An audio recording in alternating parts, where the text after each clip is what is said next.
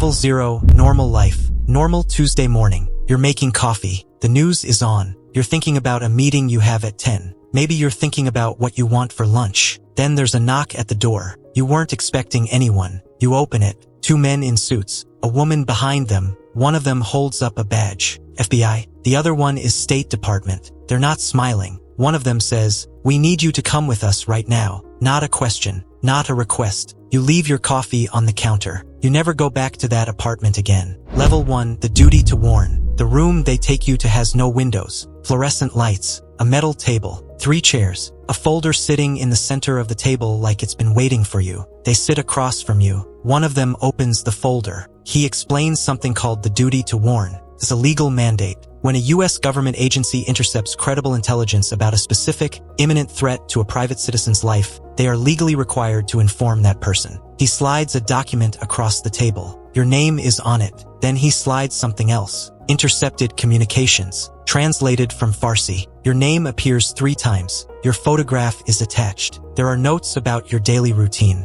where you park, what time you leave for work, which coffee shop you stop at every morning. Someone has been watching you for a while. The woman from the State Department leans forward. She explains calmly, the way people explain things when they've explained them many times before, that a foreign military intelligence operation has placed you on a priority target list. Iran's Islamic Revolutionary Guard Corps, the IRGC, one of the most sophisticated state-sponsored intelligence networks on the planet. You ask why. She tells you, maybe it's something you wrote, something you said publicly, something you're connected to, something you didn't even think was dangerous at the time. It doesn't matter now. What matters is you have 24 hours to pack what you can carry. You cannot tell anyone where you're going. You cannot say goodbye. You cannot explain. You sit in that windowless room and you understand, for the first time, that your old life is over. Not disrupted. Not paused. Over. Level 2, the hardening. They take you to a safe house. It's a government property in a neighborhood designed to be forgettable. Beige walls. Functional furniture. A parking lot that looks like every other parking lot. Nothing about it says anything about anything.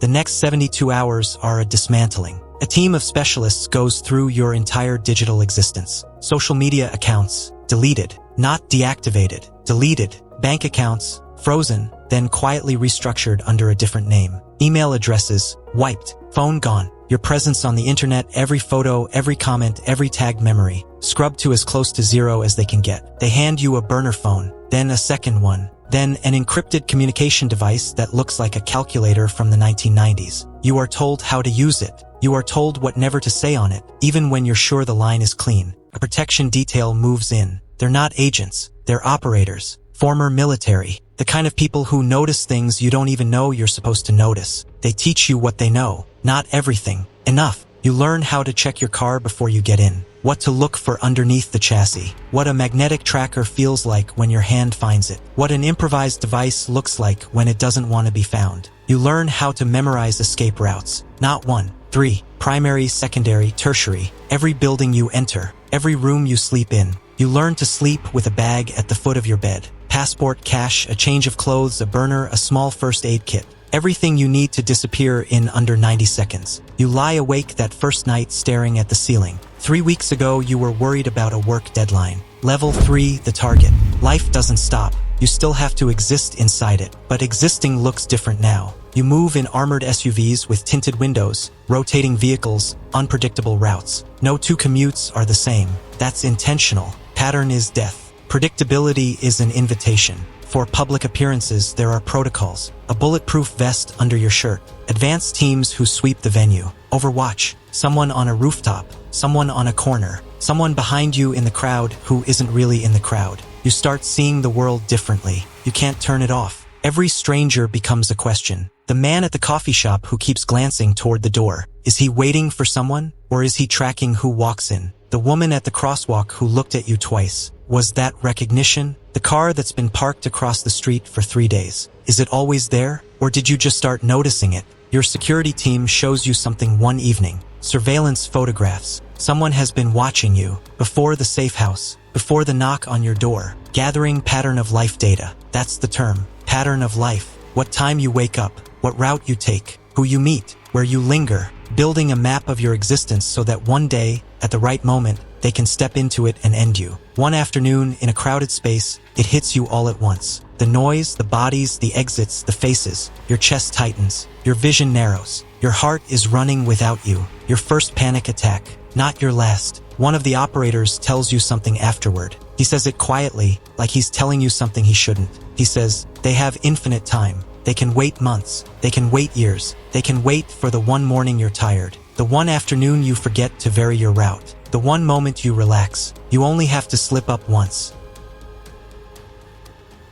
Level 4, the Ghost Protocol. The threat assessment changes. The analysts review the intelligence. They update the risk model. The conclusion is clinical and devastating. Your public life is now too dangerous to maintain. The people hunting you are getting closer. Not close enough to act, but close enough to watch. And watching means waiting. They give you a choice that isn't really a choice. You can reduce to zero visibility. No public presence. No former friends. No extended family contact. Nothing that connects you to the person whose name is on that list. Or you can take the risk. You choose survival. They build you a legend. That's what they call it. A legend. A complete fabricated identity with depth. Not just a name and a driver's license. A history. A backstory with texture. A childhood in a city you've never visited. A degree from a university you've never attended. A professional history that checks out if someone looks it up, because someone quietly made sure it would. You become someone else. They relocate you to a mid-sized, Midwestern town. Quiet streets. A place where no one asks too many questions because nothing interesting has ever happened there. Your neighbors are friendly in that uncomplicated way that assumes everyone is who they say they are. You tell them you're a consultant. You travel for work.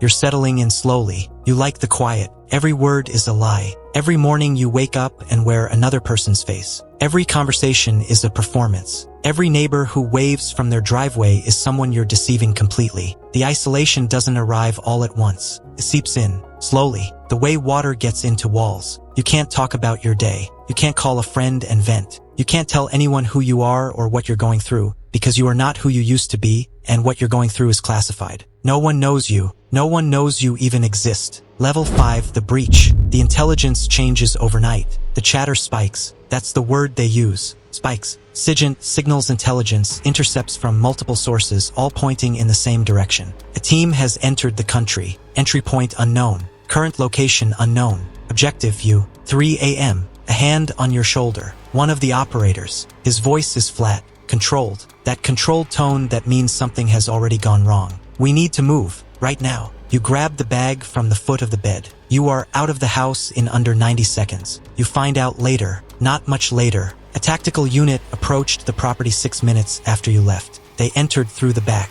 They were professionals, IRGC trained. This wasn't improvised. This was planned. The next day, local news reports a gas leak at a residential property. Minor damage. No injuries. Residents evacuated as a precaution. Investigation ongoing. That was your home. You watch the report on a screen in another safe house in another city, and you understand something in a way you couldn't before. This is not theoretical anymore. They were there. They were 6 minutes away from you. Sleep stops working. You close your eyes and your body won't believe it's safe. Every sound registers as a threat. Doors, footsteps, wind against a window. The physiological response, heart rate, cortisol, adrenaline, it activates and it doesn't shut off. Hypervigilance. That's what the doctor calls it when they bring someone to evaluate you. You call it surviving. Level 6, the bait. Hiding isn't working. They found you once. They'll find you again. Hiding means waiting. Waiting means giving them time. And time is the one thing you've learned they have more of than you. Someone in Washington proposes a different strategy. Stop running. Start hunting. The plan is simple and terrifying. You become the bait. You are placed in a controlled, staged location. The location is deliberately leaked through channels that have been identified as compromised. Compromised meaning IRGC connected, meaning the information will travel exactly where they want it to go. Armed tactical teams are positioned in the shadows around the location. Not your protection detail, something heavier, the kind of unit that doesn't exist on any org chart. You wait, you know they're coming. You don't know when. Every hour feels like something stretched past its limit. Then it happens. The operation is classified. What you can say is that it was loud and fast and over in minutes, and that you walked out. Afterward, sitting in a vehicle with your hands still shaking, you're told the broader context. You were one thread in a much larger geopolitical operation. The hit squad, your name on their list, the entire operation, it was connected to something bigger. A message being sent between governments. A pressure point being applied. A move in a game played by people in rooms you will never be allowed inside. You were a pawn. A useful, living pawn. For now. Level 7, the gilded cage. They move you to a permanent facility. Permanent. That word lands differently now than it would have 2 years ago. The compound is military grade. Physical security at a level that would be impressive if it didn't feel so much like a prison. Cameras everywhere. Armed guards on rotation. Access points that require clearance you don't have. No one can reach you here. That's the point. But the same walls that keep danger out keep everything else out too. You cannot order food without clearance. You cannot receive mail without it being searched and approved. You cannot open a window, certain windows, without triggering a protocol. Every small autonomous act that defines a human life gone. People you love try to maintain connection. Phone calls through approved channels. Monitored. Scripted in the sense that you cannot say certain things, cannot discuss certain realities. They can't really know what you're going through, and you can't really explain it. The relationship strains, then cracks, then some of them stop calling. Your body starts keeping score. Months without direct sunlight, without exercise that feels voluntary, without the simple human thing of walking somewhere because you want to. Vitamin deficiencies, weight fluctuation, a persistent low-grade headache that never quite leaves. And sometimes, in the long, quiet hours, a thought surfaces that frightens you. Maybe this is worse. Maybe the cage is worse than the risk. Level 8, the retaliation. One night, they let you watch the news. American strikes on IRGC infrastructure. Targeted eliminations of senior officials connected to your case. The reporters discuss it in geopolitical terms. Escalation, deterrence, regional stability. You know what it really is. It's people dying. Because of you. Because of your name. Because your existence became inconvenient enough for powerful people to make other people disappear. The collateral damage numbers surface later through channels you're not supposed to have access to. You find out anyway. You sit with that. Then the analysts give you the harder truth. The operation took out the leadership. The network restructures. New leadership, same objective. Your name is still on the list. The fatwa, the formal religious decree authorizing your killing, doesn't expire with the people who issued it. Persists. It transfers. There's no military strike that solves that. Diplomatic channels are engaged. Back channels, quiet conversations between governments, tentative frameworks being discussed in rooms in neutral countries. None of them are moving fast enough. None of them are moving with your life as the priority. You begin to understand the math. To the government protecting you, you are an asset and a liability simultaneously. Your protection costs money, resources, operational attention. Your existence creates international friction. The calculation is not always in your favor. Level 9, the bargaining chip. Somebody tells you, they shouldn't. They tell you anyway. Your case is on the table in a classified negotiation. Nuclear framework discussions. Backchannel diplomacy. Your status, your protection, the entire architecture built around keeping you alive. It is a variable in a negotiation about something much larger than you, which means it can be traded, which means your security is not a moral commitment. It's a political position, and political positions change. You consult a lawyer. The lawyer is cleared. He explains your actual legal status. There is no formal legal framework for what you are. You are not in witness protection. You are not a government employee. You exist in a gray area with no official name, no formal rights, no mechanism for oversight. Plausible deniability is baked into everything. If Washington decides it's convenient to quietly reduce your protection, there is no court you can appeal to, no senator you can call, no press conference you can hold. You start making your own plan,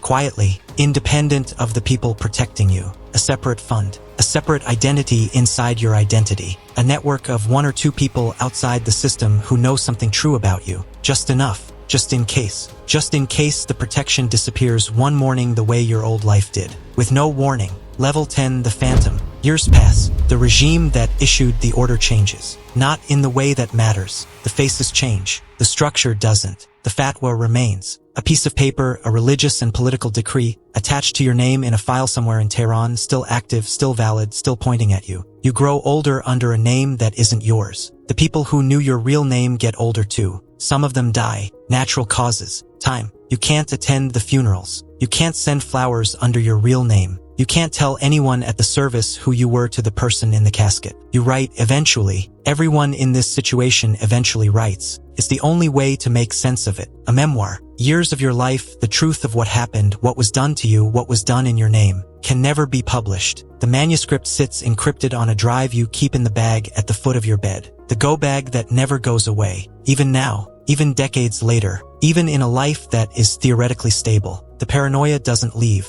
That's the thing nobody tells you at the beginning. They tell you about the physical danger. They don't tell you about what sustained danger does to a brain over 20 years. The hypervigilance calcifies. It becomes structural, part of how you process the world. Every room, every street, every unfamiliar face. The calculation never stops running. You die when you die under the name they gave you. There is no public record of your real name connected to any of this. Somewhere in a classified archive, your actual file exists. The full account, the operations, the decisions, the strikes, the negotiations, the years, sealed, indefinitely, and somewhere right now in a city you've never visited, in a life that still feels normal, someone's name is being added to a list. They don't know yet. They're probably making coffee. The cycle begins again.